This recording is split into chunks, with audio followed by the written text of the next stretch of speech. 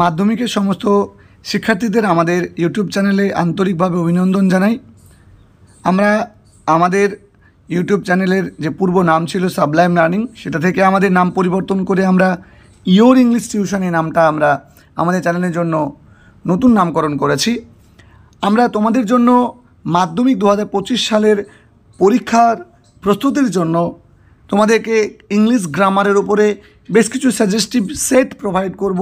সেই সঙ্গে প্রিভিয়াস ইয়ারের প্রশ্ন আমরা তোমাদের সঙ্গে অ্যানালাইসিস করে দেব। সেই সঙ্গে বিভিন্ন রকম সাজেস্টিভ ভিডিও, গ্রামার ভিডিও বা বিভিন্ন রকম ভিডিও তোমরা পাবে। আজকের আমাদের সাজেস্টিভ ভিডিওর সেট অন গ্রামারের উপরে প্রথমত তোমরা যদি দেখো যে তোমরা জানো যে তোমাদের কারেক্ট ফর্ম অফ ভার্ব দিয়ে শূন্যস্থান পূরণ পরীক্ষায় আসে, এবং আমাদের এই যে প্রথম দেখো টিম ড্যাশ, তিনটে অপশান কিন্তু এখানে দিয়ে দিয়েছে। His dog when somebody. আমি রিসেন্টলি তোমাদেরকে এই টপিকের উপরে ভিডিও আমি দিয়েছিলাম, ডেসক্রিপশানে আমি লিঙ্ক দিয়ে দিচ্ছি, তোমরা দেখে নেবে। হোয়েনের পরে একটা অংশ আছে, হোয়েনের আগে একটা অংশ আছে, তাহলে দুটো অংশের মধ্যে কোন অংশটাকে কোনটা বসবে। দেখো পরে যদি V2 বসাও তুমি, আগে সাধারণত ওয়াজ বা ওয়্যার প্লাস ভার্বের আইএনজি বসাতে হয়। এক্ষেত্রে লক্ষ্য করে দেখো, তুমি যদি অর্থটা এরকম করো যে টিম ফেড মানে খাইয়েছিল, ফিড মানে ফিড তো হবে না।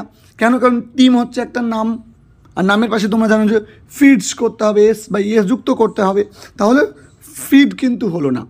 তাহলে তোমাদের রয়ে গেল দুটো, একটা হচ্ছে ফেড, একটা হচ্ছে ওয়াজ ফিডিং। এবার দেখো যে খাইয়েছিল বা খাওয়াচ্ছিল। হিজ ডগ তার কুকুরকে, ওয়েন সামবডি যখন কোনো একজন, নক এটাও হবে না, কারণ সামন সামবডি এদের পাশে তোমার সিঙ্গুলার ভার্ব বসাতে হয়, সুতরাং নক হবে না, নকস হতো, তাহলে এটা হলো না। তাহলে একটা নকড V2, যে যখন কেউ এসে কী করেছিল, তার দরজায়, দেখো নকড অ্যাট দ্য ডোর মানে দরজায় কী করেছিল, দরজায় টোকা দিয়েছিল বা আঘাত করেছিল। তাহলে এখানে লক্ষ্য করে দেখো নকড, এবার হ্যাড বিন তো হবে না, কারণ তোমার কোনো টাইম উল্লেখ নেই, ফর বা সিন্স প্লাস কোনো টাইম কিন্তু উল্লেখ নেই। সুতরাং আমরা কী বলতে পারি, সুতরাং আমরা এখানে যেটা বলবো সেটা হচ্ছে যে দেখো, তাহলে এখানে V1টা কিন্তু হচ্ছেই না, সুতরাং এখানে আনসার যেটা হচ্ছে সেটা হচ্ছে নকড। ঠিক আছে, তাহলে সামন নকড যদি V2তে হয়ে যায়, তাহলে আগের উত্তরটা কিন্তু মোস্ট প্রবাবল চান্স হচ্ছে ওয়ার প্লাস ভার্বের আইএনজি। তাহলে এটা ওয়ার ফিডিং মানে ওয়াজ ফিডিং। তাহলে টিম ওয়াজ, দেখো আমি আবার বলে দিচ্ছি, টিম ওয়াজ ফিডিং হিজ ডগ, টিম তার ডগকে ফিড করছিল, খাওয়াচ্ছিল। ওয়েন সামবডি যখন কেউ একজন এসে তার দরজায় টোকা দিয়েছিল, তাহলে নকড এটা হবে উত্তর। নেক্সট প্রশ্ন, fill in the blanks with the appropriate articles and prepositions. খুব গুরুত্বপূর্ণ প্রশ্ন। দেখো আর্টিকেল প্রেপোজিশন থেকে তোমাদের 3 মার্ক আসে। আমি তোমাদেরকে কথা দিচ্ছি যে আমি তোমাদের জন্য যে কতগুলো সাজেস্টিভ সেট প্রোভাইড করব, এগুলো করে গেলেই তোমরা 12তে 12 গ্রামারে পেয়ে যাবে। লক্ষ্য করে দেখো, আমি তোমাদের জন্য যেটা বলতে চাইবো, দেখো যে dash Pakistani court convicted former prime minister Imran খান।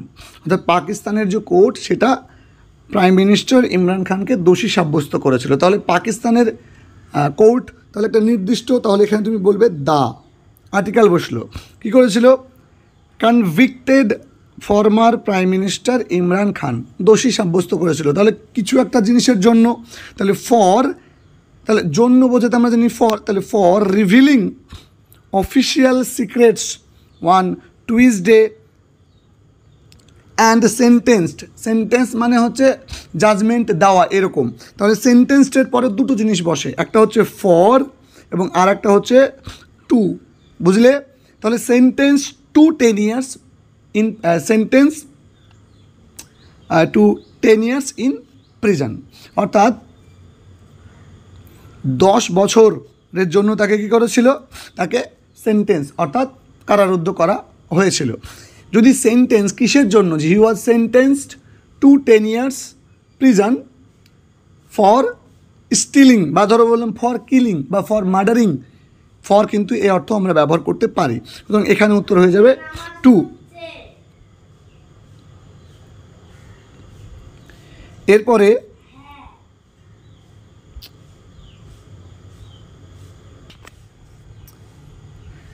পরবর্তী লক্ষ্য করো, এই ডু অ্যাজ ডাইরেক্টেড অর্থাৎ তোমার যেমন খুশি, মানে যেমন বলে না যে ডু অ্যাজ ডিরেক্টেড অর্থাৎ যেমন বলা হচ্ছে তেমন করো,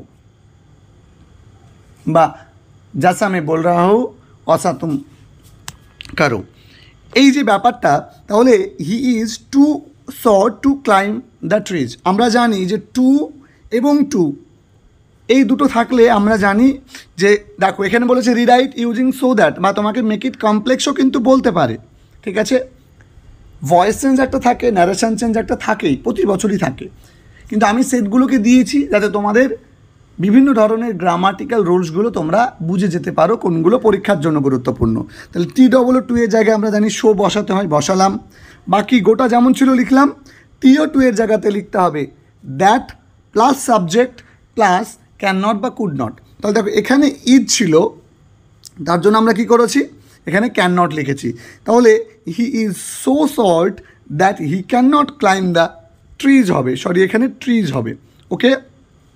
ব্যাস, তাহলে এটা কমপ্লেক্স করাও হয়ে গেল, রিরাইট ইউজিং শো দ্যাট দিয়েও হয়ে গেল, বা তোমাকে শো দ্যাট দেওয়া থাকতে পারে, তোমাকে এখানে কিন্তু রিমুভ শো দ্যাট এরকমও কিন্তু বলতে পারে, বা বলতে পারে যে মেক ইট সিম্পল, ওকে। আচ্ছা, এরপরে চলে গেলাম আমি নেক্সট প্রশ্নটাতে। দেখো, রাম সেড টু সীতা, রাম সীতাকে বলল where have you kept my laptop, change the mood of narration. তাহলে ন্যারেশন চেঞ্জ করতে বলেছে, কি করবে, তাহলে আমরা জানি যে প্রশ্নবোধক বাক্যে সেড টু তুলে আক্সড বসাতে হয়, বসালাম সীতা, তারপরে হোয়ার থাকলে হোয়ার, এরপরে সাবজেক্টটা কিন্তু ইউ আছে, ইউটা আমরা জানি যে অবজেক্ট অনুযায়ী চেঞ্জ হয়, এই ইউটা অবজেক্ট অনুযায়ী চেঞ্জ হবে, অর্থাৎ সীতা অনুযায়ী চেঞ্জ হবে, সুতরাং আমরা এটাকে সি লিখব।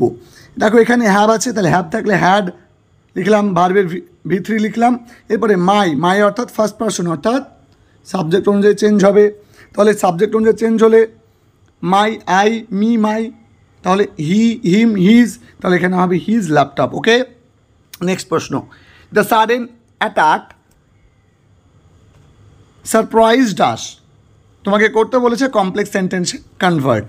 তাহলে তুমি কি করবে, দেখো আমি বলতে পারি এরকম যে এই যে অ্যাটাকটা কেমন ছিল, সাডেন অ্যাডজেক্টিভ পাচ্ছি, সুতরাং দ্য অ্যাটাক কথাটা লিখে নিলাম, ওই যে অ্যাডজেক্টিভ ছিল ওটাকে আমি হুইচ ওয়াজ এর সাথে যুক্ত করে দিলাম। দেখো গুরুত্বপূর্ণ একটা অংশ, এইটুকু একটা ক্লজ হয়ে গেল।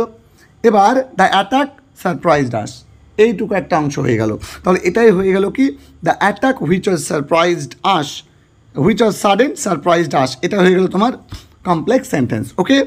এরপরে চলে এলাম আমি তোমাদের জন্য ইম্পর্টেন্ট কিছু গ্রুপ ভার্বসের সেট। দেখো প্রথমত ডিড নট আছে, সারেন্ডার, তাহলে এটা V1-এ আছে লিস্ট। সারেন্ডার মানে আমরা জানি কোনো কিছুকে আত্মসমর্পণ করা বা বশ্যতা স্বীকার করা, তাহলে এখানে কি হবে, গিভ ইন, তাই না, গিভ ইন, কিন্তু এখানে কিন্তু গিভ ইন কথাটা কিন্তু এখানে নেই, আছে নেই। তাহলে গিভ অ্যাওয়ে মানে কিন্তু ডিস্ট্রিবিউট করা, গিভ অ্যাওয়ে মানে ডিস্ট্রিবিউট করা, ঠিক আছে। তাহলে এবার দেখো পরে আমি চলে গেলাম 2 নম্বরে, আমি পরে উত্তরটা করব যে ওয়াজ এস্টাবলিশড, অর্থাৎ ওয়াজের পর আমরা জানি V3 বসে, তাহলে এস্টাবলিশ মানে হচ্ছে স্থাপন করা, সুতরাং এখানে আমরা বলতে পারি সেট আপ, ওকে। এরপরে দেখো, এরপরে বলছে অ্যাভয়েড ইভিল কোম্পানি, অর্থাৎ বলা হচ্ছে যে অ্যাভয়েড করতে অর্থাৎ এড়িয়ে যেতে বা ত্যাগ করতে, সুতরাং গিভ আপ মানে ত্যাগ করা, তাহলে এটা গিভ আপ উত্তর হয়ে যাচ্ছে। তাহলে থাকছে দুটো, এই জায়গাটাই তোমাদের কনফিউশন তৈরি করবে। সারেন্ডার মানে হচ্ছে কোনো কিছুকে তোমার স্বীকার করে নেওয়া, তাহলে গিভ অ্যাওয়ে মানে বিতরণ করা, আর কিপ অ্যাওয়ে ফ্রম কোনো কিছু থেকে দূরে থাকা, তাই না। তাহলে এটা কিন্তু গিভ অ্যাওয়ে উত্তর হওয়ার কিন্তু পসিবিলিটি আছে।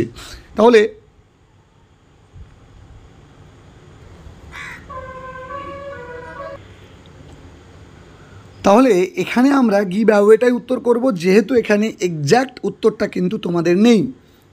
তাহলে আজকের এই সেটটা কেমন লাগলো জানিও, ভিডিওটা বন্ধুদের সঙ্গে শেয়ার করে দিও, যাতে তারাও আমাদের এই চ্যানেল থেকে উপকার পেতে পারে এবং আমরাও তোমাদের জন্য আরও নতুন নতুন ভিডিও আনার জন্য অনুপ্রেরণা পেতে পারি। দেখা হচ্ছে তোমাদের সঙ্গে পরবর্তী ভিডিওতে। প্রত্যেকে ভালো থাকবে, সুস্থ থাকবে, সুন্দর থাকবে।